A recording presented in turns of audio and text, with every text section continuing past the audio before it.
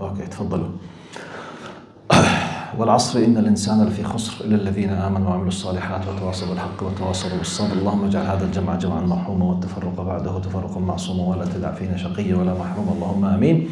In the name of Allah subhanahu wa ta'ala, the most compassionate, the most merciful, all praise and thanks are due to him, and peace and blessings be upon his beloved Prophet Muhammad sallallahu alayhi wa sallam. He who is guided by the will of Allah, no one can misguide him, and he who is misguided, no one can guide him except Allah subhanahu wa ta'ala. Jazakumullah khairan. How's the sound? Good. Okay, alhamdulillah. Because we are facing some technical problems with the sound on my Facebook page, that's why we are testing. طيب, now, as you know, we are making a review for, the most important thing from the last years of chapter Al-Baqarah. We will be dealing with about 25 to 30 verses, between 90 and 124 verses. I'm picking and choosing the most important things. So we have three main points today. Point number one, related to a group of ayat around the point of وَقَالَتِ الْيَهُودُ وَالنَّصَارَى, where, the idea, which in my words I said it last time, I finished my talk last time, that we had big four major, let's say, entities or groups or gatherings. Each one of them believes that he is on the right path. From one angle, we have the Jews, we have the Christians, we have the Muslims, and we have the non-believers in general. Okay, three heavenly and non-heavenly in general. We can break it down to more than that, but in general, we can these main big entities.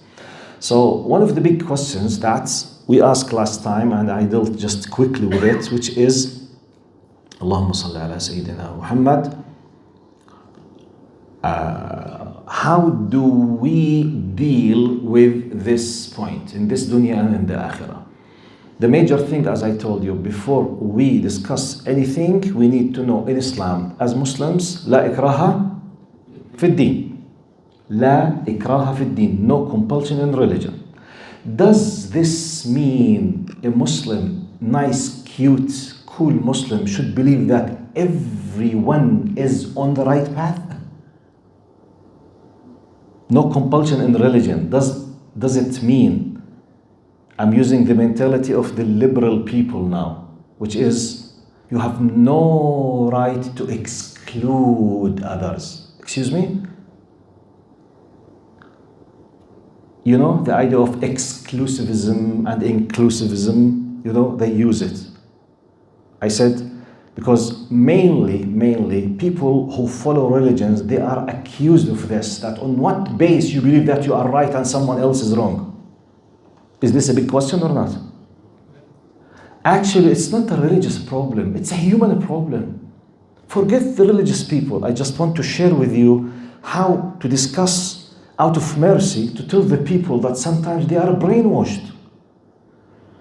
If in reality non-believers, such as secular and liberal people, believe that everyone is equal, is it true that any European country will allow anyone to come and to take citizenship because everyone is equal? This is practical, technical what? Evidence that this is not true. No one on earth, no group on earth believes that everyone is equal in everything. The fact that you prevent me from coming to your country and taking your citizenship, you believe that you are on something that I don't deserve it. True or false? Is this religion? Is this religious? No. This is a simple example. Each country, I'm not discussing religions now, I'm discussing countries on earth. But on top of countries of earth, countries who believe in democracy, secularism, liberalism. Is it true that they allow anyone to be like them by the time he claims that he wants to be there? Everyone has to fulfill what? Conditions. So this is, because it's a big debate. X claim they are right. B claim they are right. C claims they are right. And we claim we are right. No problem. What about that? Everyone. Let everyone. Now, Americans, do they believe that they have the best democracy on earth or not? Yes or no? Yes. Type. If you come to Canadians, maybe they have the same feelings. If you go to British people, they have the same feelings. So what's the problem? Let everyone thinks and feels, okay, if you want to accept what is so-called democracy and liberalism, this is, okay, apply it. I believe and you believe, no problem. And Allah will be the judge in the day of judgment. So the main idea, who told you that, by the way, no one can stop anyone from believing that he is right or wrong and even judging the others as a matter of faith. Because this is the reality. Jews, they believe they are on the right. You can't force them. They believe that we Muslims are not on the right path. Okay. By the way, I don't feel sad for that. I have no problem. If all Jews and Christians come and tell me, you will not go to the Jannah as they believe, do I have a problem? No. Why should you have a problem? Why? So this is the first way of how we deal. Okay, let everyone in the day of judgment, if someone says, okay, I don't say, no, you believe in the day of judgment like me. Okay, khalas, let everyone believe. So this is the most simple way how to deal with it. Now, I always love to use, now either you are dealing with the religious people like Jews and Christians, which should be the easiest problem because they have the same foundation. Let Allah will judge us who's right, who's wrong. As a philosophical answer, not as an academic answer now. Academic answer, come, let's compare, let's see which book was corrupted or not, what is the evidence, what is the context, let's read, let's compare. This is another issue. I'm dealing with the philosophical argument. How come everyone, because let's come to the non-religious people now. Non-religious people. You people of the religion always claim that everyone, okay, I want to follow religion, but religions are always troublemakers. Everyone believes that he's right. How can I follow any one of you? Okay. Let's imagine that we religious people are backward people. Let's come to non-religious people. Do they agree on one thing? No. I want to follow the full steps of a liberal non-believer. Yalla, show me the unity of yours. Type. Americans, they are non-believers from the constitutional political point of view. Chinese are non-believers from constitutional point of view. True or false? طيب, do they have unity? No. طب, they are non-believers. They are not Muslims. They are not Christians. They are not Jews. So when a non-believer comes and tell me, look, you people of religions, you are troublemakers. You don't agree on anything. Even in Islam, you don't agree. طيب, and non-believers, they agree on anything? No. I'm asking, is the French law or laws or constitution is identical with the British? But both of them, they are secular and liberal. You will find tens and hundreds of different regulations and laws between them. And both of them, they are non-religious.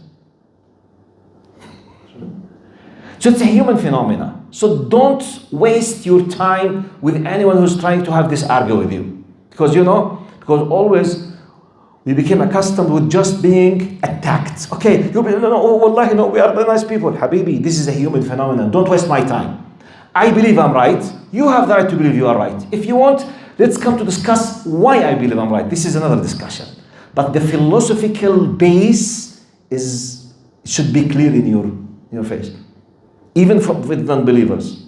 No one is agreeing with anyone. Russians, Chinese, and Americans, and many European countries. All of them, they are non-believers. They don't follow Abrahamic religions in general. But none of them is agreeing with others. True or false? This is connected to another subtitle. You Muslims, okay, you know why you Muslim, you should not have any kind of ruling in your states. You have to be secular. Why? Because Sharia law. I said, okay, do you know what's the meaning of Sharia? Sharia means law. Islamic law. American law. Canadian law. British law.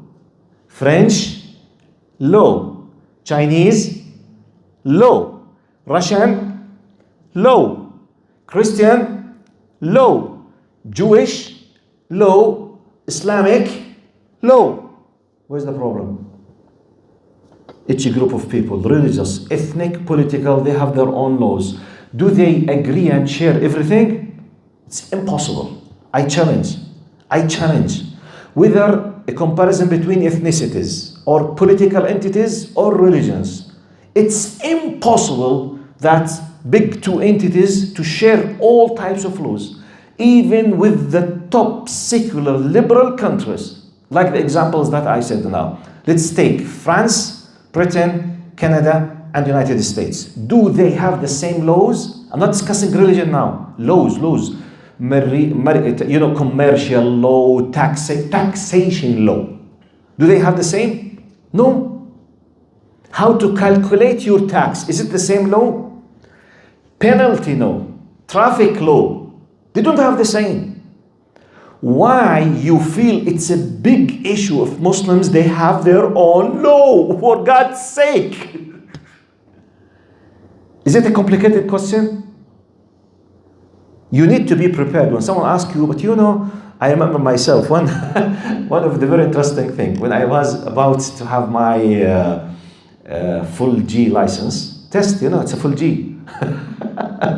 Once I just, sat in the car, the examiner came.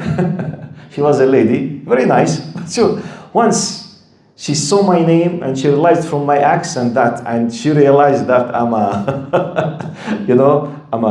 like a stranger or foreigner or something. She asked me where I'm from. She knew that I'm a Muslim. Immediately, I'm in the full G test now. We started driving. Now she's starting having her, what is it, like iPad? Tablet. No, tablet, she has a tablet, okay? Because the question goes tick, tick, tick, like you see how, the situation that I'm in. The first question immediately, I just started driving and she said, okay, you know something? I know I have a big issue with Sharia law. Sharia law in the full G test. Wallahi, my mind started thinking and having this kind of calculations. Type, if I want to delve into this deep discussion, I might lose the full G test. She was nice, but she could not hide some kind of aggressiveness. Because, he said, to be honest, I have a bit, she knew that I'm a professional in Islamic law. She knew, because she asked me, what do you work? I asked her. Once she knew, immediately, I have a big issue with Sharia law. Okay, now I have one of two options. Either just to take it easier, not to answer and focus on my test, or to delve into very deep discussion. I took the decision with the second. But I succeeded, alhamdulillah.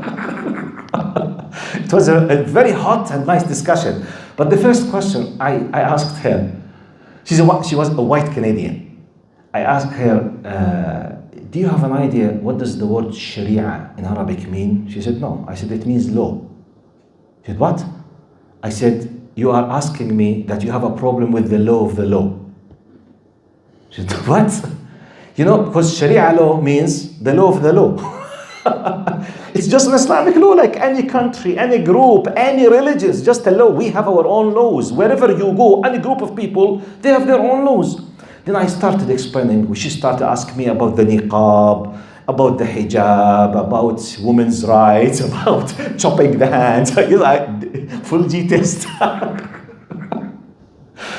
Half of my mind was with the questions, and half of my mind was focusing not to fail in the test. Because simply she does not care if I failed the test. Because she's not her problem if I responded to her question. I could have said, sorry, I don't want to discuss. But I decided to give her the opportunity to answer. Alhamdulillah, I succeeded. But the funny thing is, I have a big issue with Sharia law. She does not know even what does the word mean. And I explained to her. And she has some kind of beautiful points, by the way. She started telling me one of the things that really, it was very strong. She said, look, if you think living in Canada, you have the right as a religious person that you should be enjoying your religious rights. Look at me. To be honest with you, I was touched with this point because it did not come to my mind. She said, I'm a Christian. She is a Christian. And I'm dedicated to my religion. On what base I became, as a white Christian, unable to celebrate in my work anything has to do with the Christmas, because this might be offending others, because we can't allow each religion to celebrate their whatever in the government inside, which means let's stop everyone. She said, we used to be the majority as Christians. Now we are not able to enjoy ours. So it's what, the discussion was, very deep, which means, okay, you want to have your right, but I lost my right as well. It's an intellectual debate. It was not easy. But my point was the word of Sharia law, which is, I can't tell you everything happened, okay, because it's a long discussion, But the point, the word is Sharia law. So, you have a Sharia? No, we have our own law. We have special, and by the way, we are proud that we have one of the best laws on earth. This is 1400 years. I will not discuss what it means, but don't be afraid to discuss. Sharia law, Sharia, wait. You have a chop hands. Wait. Let's discuss. Do you have a problem with the concept of penalties? This is the question. Excuse me? Don't waste your time on someone, because the word Sharia law in the mind of many people who repeat it, the only thing they know it about Sharia law, chopping the hands of the thieves. The only thing. Just this with this. Before wasting your time, excuse me, sir, madam, with all due respect, do you have an idea that Sharia means the law? Okay. Now, I'm not supposed to waste my time talking about something which is not applicable now and no one applies it, but for the sake of respecting you as someone who's asking this question, do you have a problem with the concept that a country or a nation or a state to have penalty law? If he or she dares to say yes, he lost everything. Because is there a country on earth without a penalty law? Is there a country without penalty law? No. Type. Do all countries have the same level of penalty and punishment level? No. For example, okay, my data is not very updated. It's a few years later. I don't know what happened through at least the last 5 years, because my memory, the status that I will say it's a few years ago. To the best of my knowledge, the last few years, maybe 5 to 7 years, 29 states out of 50 states in the United States, they have the capital punishment. Do you know this? Capital, which means to end the life. But they are very nice in how to finish. I'm not discussing how they do it. I'm discussing the concept. The best and most powerful democratic state in earth, do they have penalty law or not? Yes or no? Yes.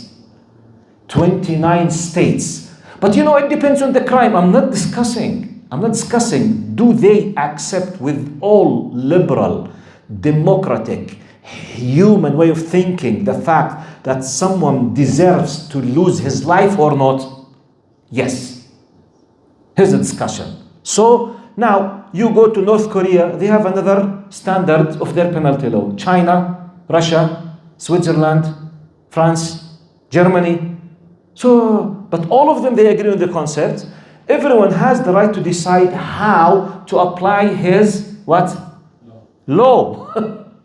But this is very severe from your point of view. What about the 29 states who have the capital punishment? What do you say about them? And the list goes on and on and on. You got my point? So please, when someone asks you, this is the first point, which is who's right and who's wrong. How can I defend the fact that I believe? This is what I believe. You have to respect me. And I respect the fact that you believe. But if you ask me, what do you think? I think you are wrong. No problem. Now, do the majority of Western people believe that Russians are wrong or not? And both of them, they are non-believers. And in their debates, they are making a big mistake and they are criminals. Okay, who's right and who's wrong? If you are living in Russia now, what will the media tell you? We're discussing non-believers now. If you are in Russia, what the media will be telling you about the other party? Who's right? Who's wrong? Is it clear the idea now? I'm giving it from philosophical point of view, how to argue with the concept, regardless of the details now. The details, this law, that law, it's no. Once we fix the concept, now details are very marginal. I will not waste my time. Unless you are so serious and you want to know the justification. What's the justification why this specific penalty is harsh from the point of view of who it's harsh or tough for example. From my point of view, maybe I will consider any penalty law has to do with not paying the tax is very harsh. No, we should be doing it because we want to protect the economy of the country. From your point of view, my point of view, your point of view, who's right and who's wrong? The same thing. Okay? This is the first point. Second point, we have the big concept related to وقالوا اتخذ الله ولدا سبحانه بل له ما في السماوات والأرض كل له قانتون in 116 chapter al-Baqarah in the concept. We stopped by this last time. وقالوا اتخذ الله ولدا. A group of the people claimed, Allah subhanahu wa ta'ala said, they claim that Allah has taken a son. Subhana. Glory be to him, subhanahu. بل له ما في السماوات وما في الأرض كل له قانتون. They say Allah has offspring. Glory be to him. In fact, to him belongs whatever is in the heavens and the earth. All are subject to his will. We know it's by default. I mean, we disagree with this. But a new thing that to keep it in your mind, many people, when we mention the concept of a group of people believe that Allah has a son, immediately our minds go to Christianity. But just to keep in your mind, we have many groups during the history who claim that Allah has a son. وقالت اليهود عزير. A group of Jewish people in the history, they claim that Azra or Al-Uzair is the son of God, which is believed that the one who was raised after death, after 100 years. This is one example.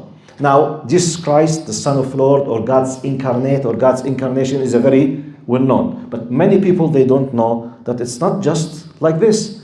Now, Arabs, they claim that the angels are the daughters of Allah. He has offspring. Because the word walad does not mean boy, by the way.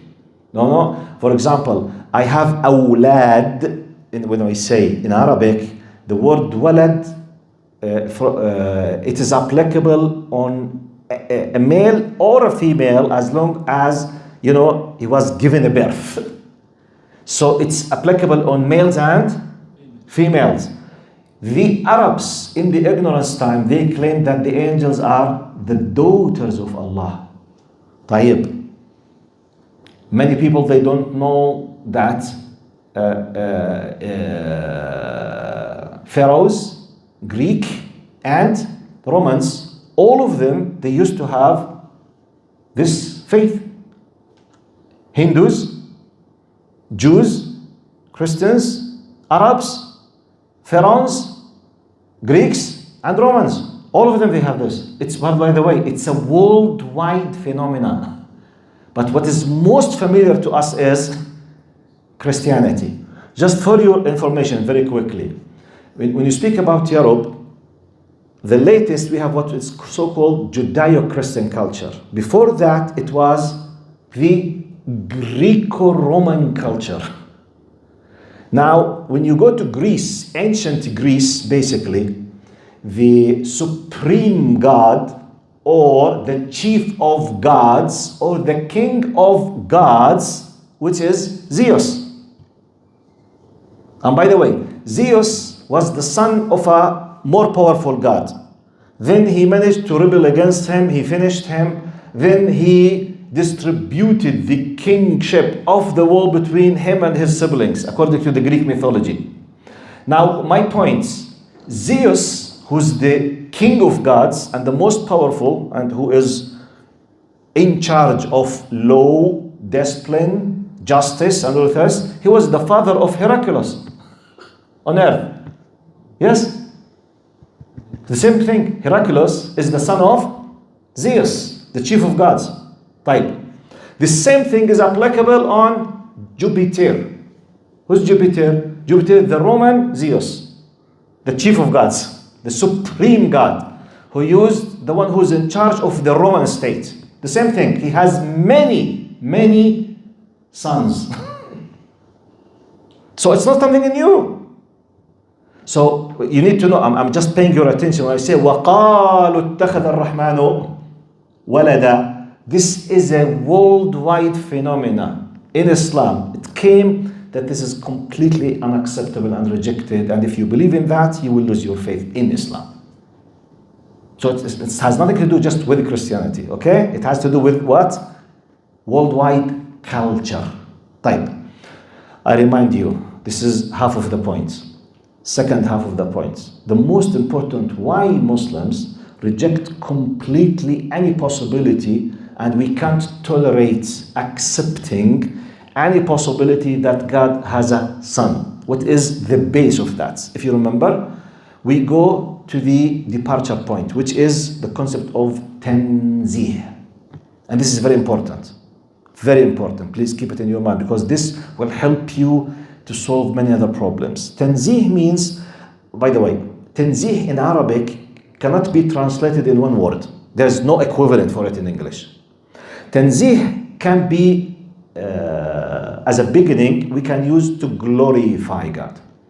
But the exact meaning inside it, to deal with God, to view God, your perspective towards God should be in the highest top level, that no one resembles him in anything, and nothing resembles him. He does not resemble anything of the creation.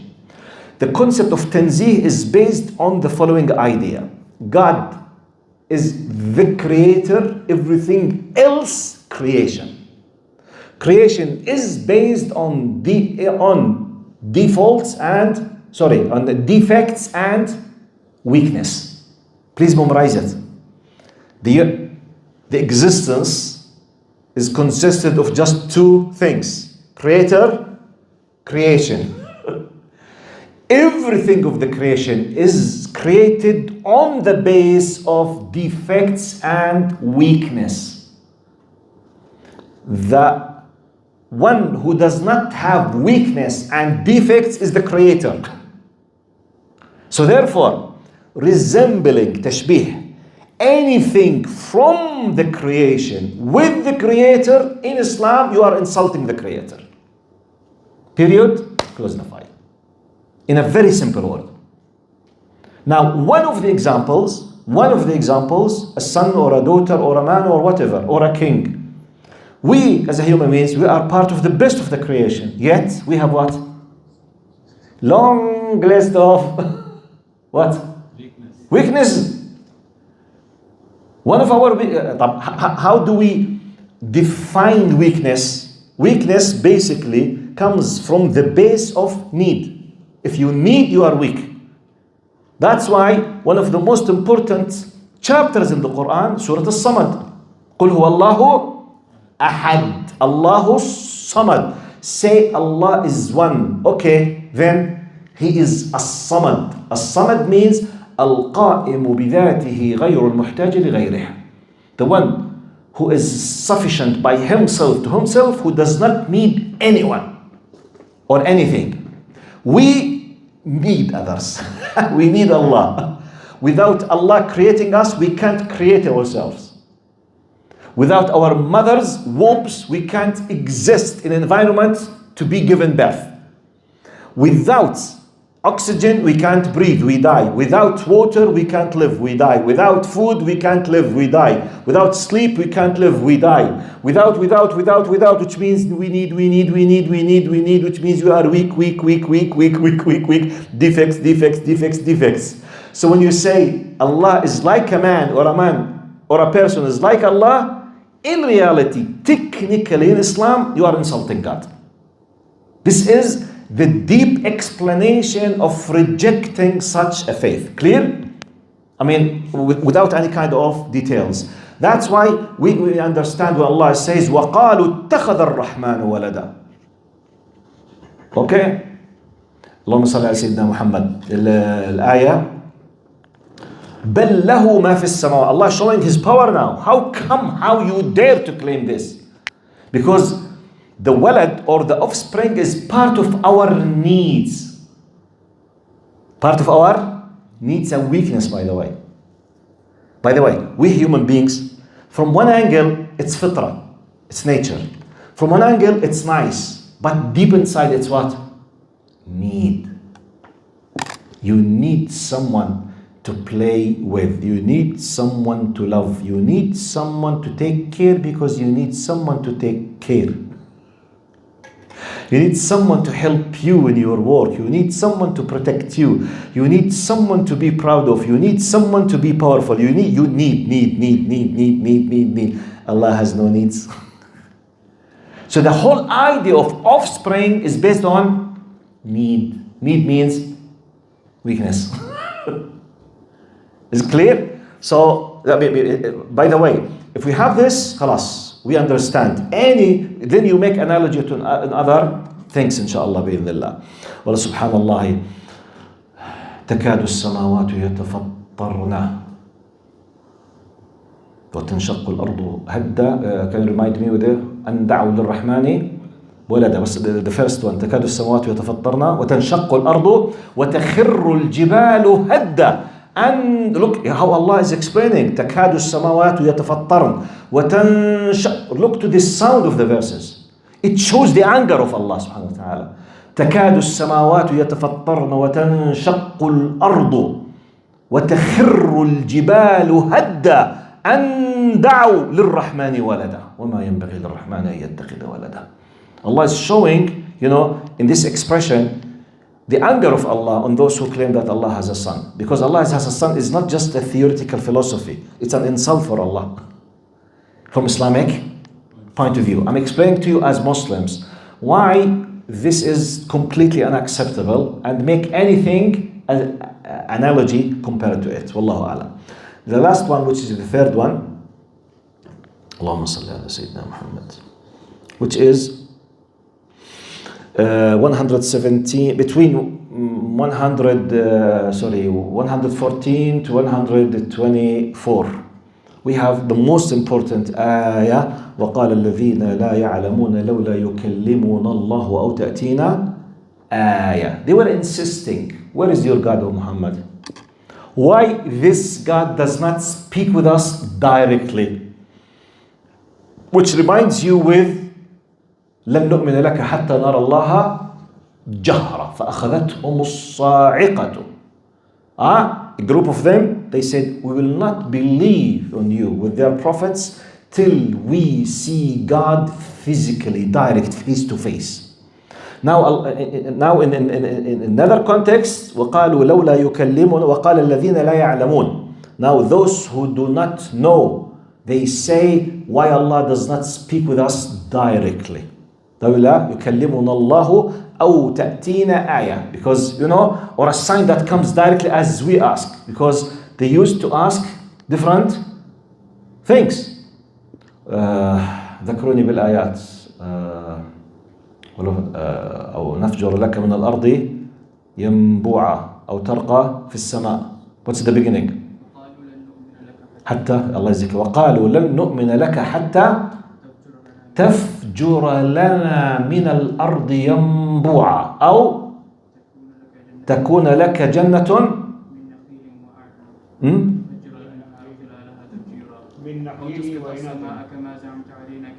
أو تسقط السماء كما زعمت علينا كسفا.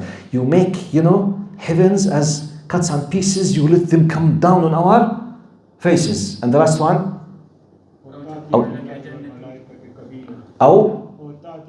أو تأتي بالله والملائكة قبيلا. We want to bring God himself with the angels to witness them directly. Yes. أو ترقى في السماء. Or you will be uplifted or ascending in the heavens. ولن نؤمن لرقيك. Even if you did it, we will not believe. Yeah. So which means, now this ayah is referring, أو تأتينا آية. What do they mean by ayah? In another place, they are asking a lot of things. They don't care. It's just for the sake of argument. So we have the idea, because in many cases, different group of non-believers, they were insisting on, where is this God? Why he does not show himself to us? This is the point. Whether with X group or Y group or Y group. So all of them, they share the same what? mentality. When they feel they are stuck in the corner, their fitra goes in parallel with the logic, with the powerful evidences. They want, but they reject. They committed kufr. So they start bringing what? Excuses. Okay, no problem. We will follow you, Mr. Prophet. No problem. Okay, show us such and such. Do such and such. Blah, blah, blah, blah. So and so. Okay, bring this God. Let's see. Okay, when we see him, we will say. So today, I did last time, but this is the most important one. Why Allah does not show himself? Now, the first answer. Who told you that Allah does not show himself? What? But now we need to know the following. Allah subhanahu wa ta'ala, we have many evidences about وَلِلَّهِ الْأَسْمَاءُ الْحُسْنَى فَادْعُوهُ بِهَا. The beautiful names of Allah, which controls the attributes of Allah subhanahu wa ta'ala. Now, we can witness Allah through His attributes, the creation, the powerful, the generosity. We can witness. This is from an angle. But those people, they are talking about the exact, direct, physical appearance. Yani, exactly. Now, in this dunya, we need to know the following. Number one, Allah is not like us, and we don't know what is His reality, because He said, لَيْسَ كَمِثْلِهِ شَيْءٍ. There is nothing even like Him. No likeness like Him.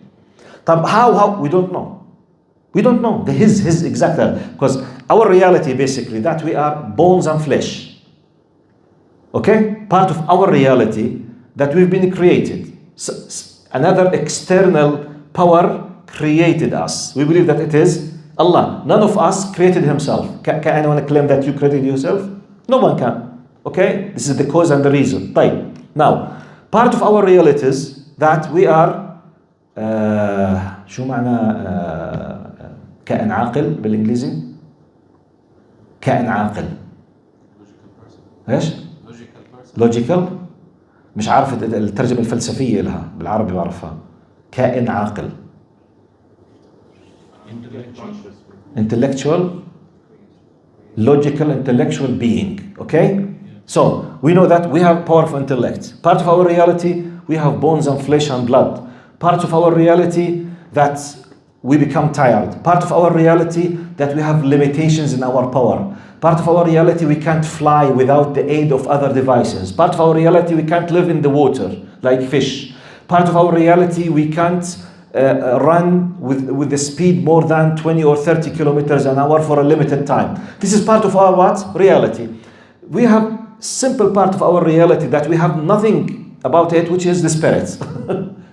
وَيَسْأَلُونَكَ عَنِ الرُّوحِ. However, this is part of our reality. Allah has nothing to do to be compared with these realities. We don't know His reality. However, in the day of judgment, Allah said clearly, after everything is finished, in the akhirah, وجوه يومئذ ناظرة من النضارة, which means we will be very cheerful, happy. إلى ربها ناظرة. We will be witnessing Him. How? We don't know. Allah will equip us within you, because we will be resurrected, recreated again with new what? Abilities and capabilities. New.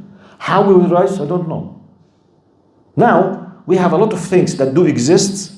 We don't realize all of them. However, we use an external tools to realize them, such as Bluetooth, IR. What's the IR? Let's talk about the oldest technology now. IR. 45 years ago, at least. Infrared. Do we have it? Do we see it? Do we touch it? Do we taste it? But we believe in its existence. How we realize it? Through devices or through the effect. صح? This is, by the way, all the remote controls, they use what? The IR, which is more than 50 years ago. The remote control, chick, it works. Now we are able to use this, whatever it is, through devices, extra. In addition to our ability, X-ray. Does it exist? Yes. Can we witness it? We witness it through what? Through devices, external devices. And the list goes on. We have many examples. The same thing in the day of judgment. Allah will resurrect us and He will reshape us with new abilities. Wallahu a'lam. طيب, this is not the answer now. Why Allah? Now this is the beginning for us as a Muslims. Now the logical answer, to the best of my knowledge, Allah decided not to let us witness His reality now. Why? خلاص, He decided. You can't stop it now and here. طيب, is it forever? No. You will realize part of it as He will allow us in the hereafter. Which means it's not a closed file. Be careful. Which means now the reality will not be able to realize it. However, after death, if you are from the people of the Jannah, you will be able. If you are, God forbid, may Allah protect all of you. La samahallah. If some of us or one of us is from the people of hellfire, part that he will be deprived from this. He will not see Allah subhanahu wa ta'ala. But in this dunya now, some of the possible common logical answers. This non-believer who insists that he wants to see God or otherwise he will not believe. Look how we will picture it. Imagine that Allah, to respond to this group of non-believers, He showed Himself in a physical manner, in a way that He decided. Let's imagine. طيب. This group of people passed away. What will happen with next group? They will ask the same question. So Allah is supposed now to do what? طيب. Finito. طيب. This group in this location. What about other locations? Times, age groups, places. Which means technically, if Allah will listen to those naive non-believers, technically, Allah will be what? All the time, 24/7. What? Simply, I can give you a simple answer. If we humans, great people, do not show themselves for the public except in a very limited times. La ilaha illallah. Kings, can we see kings all the time? In a logical answer. Can you approach great people of celebrity and power all the time? Or you will be very lucky when you have a specific appointment because you deserve it for whatever reason. True or false? The very valuable jewels, are they exposed to the public 24/7? No. I'm just giving a logical way in case, for the sake of argument, ببساطة, in a very simple way. Allah decided not to show Himself in physical way. You will witness in the day of judgment. Go, be from the people of the Jannah and you will see it. خلاص, تعال. If you insist, we will go with you with this argument. According to your insistence, it means all the time, which means, وَالْعِيَاذُ بِاللَّهِ, as if you are asking Allah to be something has no value. وَالْعِيَاذُ بِاللَّهِ. وَالْعِيَاذُ بِاللَّهِ. No. Allah subhanahu wa ta'ala, it's by the way, according to some ahadith, the highest level of contentment and happiness and reward in the Jannah with all pleasures when you see Allah. So no one, it's not everyone who deserves. If you believe through His power and His existence, and you followed His, and you accepted His invitation in His conditions, you will be rewarded by witnessing Him in His reality. How? I don't know. And the example that I think I used at that time, and I will finish inshallah. By this, we will be covering about 30 verses from the past. If you remember, وَلِلَّهِ الْمَثَلَ, just to make it simple in your mind, because you are reviewing now. It's like if a very rich, powerful man who has a lot of money, a lot of things, he has a great palace, he invited, let's say, a group of villagers, farmers, he invited them in a certain time to come to his palace. In the invitation, it was said the following: you are invited to come to the palace at a specific time. Okay, it's an open invitation. Sorry, it's a limited invitation in terms of time. It's fixed to a certain day and time. If you decided to come, you will be welcomed and you will be given anything of your wish. If you decided to come with your will, you will be given anything you wish: money, jewels, gold, cars, palaces, open check, banquets, whatever. You just ask and you will be given. The condition is to respect the invitation and come on time. That just come on time, respect the invitation. Now let's imagine the following. Let's say the farmers, the villagers at that village who received this invitation, they were 1,000 people. None of them is deaf, okay? None of them is blind. None of them is ignorant. None of them is disabled. So they all received what? The invitation, and they understood it. All of them, they decided to accept the invitation except Mr. Stubborn. You know Mr. Stubborn? Yes, he decided, I don't want. But excuse me, sir, why? حر. You know حر? I'm free, it's my choice. I don't want to accept the invitation, but there is a reward. Ya عمي, I don't want this reward. حر أنا. I want to enjoy my freedom. I mean, no one is restricting your freedom. You will have whatever. You all the time, you say you want a bigger farm, you can have a bigger farm. You want to have you are not married, you want a wife. You will take care of your kids, you can't get big palaces. No, عمي حر. Go away. I don't want. خلاص, okay, sorry. So they kept trying, begging him, asking him. He said, I don't want. But are you aware we are going? Yes, you are going to the great king who has a lot of money, and I don't want. Can you force him? You can't. He does not want. Even if we thought to force him, okay, he will fight. Okay, enjoy sitting in the village, and we went there. Are you with me? Now, when we went there, we were welcomed and rewarded with anything we were dreaming about. We came back. He started seeing what we are enjoying. What kind of bad ruler is this? Why he did not respect me? Excuse me? Why he did not reward me like you? You refused to go. Okay, but he should give me even if I decided to go. No, Habibi, no.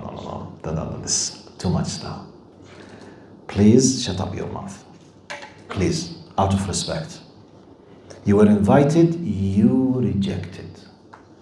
We begged you, we were about even to kiss your feet to come. You said you don't want and you're free. Pay the consequences now. You will not be rewarded. Out. Is this fair or not? Fair or not? Yes. Imagine now, the Canadian government said, if you are living on the land of Canada, even if you don't have a PR or a citizenship, even if you are living here illegal, if you applied an application, just fill an application, giving your details, you deserve $10 million in 24 hours. Just fill an application, giving us your name, your simple details, and your signature, without any consequences, $10 million. Seriously, imagine this. And someone said, why they are forcing me to fill an application? Excuse me? No one has the right to ask me to fill an application. أنا حر. I don't want to fill an application. يا عمي طق راسك بالحيط. الله لا يردك يا البعيد. Untranslatable. I'm sorry for our followers. Untranslatable. مين يترجم لي الله لا يردك يا البعيد؟ كله بضحك فيش. يلا ترجمة. By the way, untranslatable. I can't translate it. So, بس it's very powerful. يعني very rhetorical. بتعبي الثم هيك. الله لا يردك يا البعيد. Yes, what can I do for you? I mean, what can I do for you? You know, this is exactly the concept of rejection, which is kufr. I mean, we are discussing why those who insist they want to see Allah, Allah will not stop you from seeing Him. Pay the price of seeing Him. Go to the place where He decided to enable you to see Him with His conditions, not your conditions. He is the God and the Creator, not me and you. We need to know our places. We are servants, slaves to Allah subhanahu wa ta'ala. So that we need to avoid the arrogance. All of these questions come from what? Arrogance. وَقَالُوا لَوْلَا يَأْتِيَنَا اللَّهُ. They said, why not to say, show us, prove it to us and do it. Oh, wait, be careful. You are not dealing with your friend in the street. This is your creator, so be careful. Wallahu a'lam. This is the most important, quickly, points that we covered in average about 25 to 30 verses about 2 years ago. So we'll continue inshallah next time. Assalamu alaikum wa rahmatullahi wa barakatuh.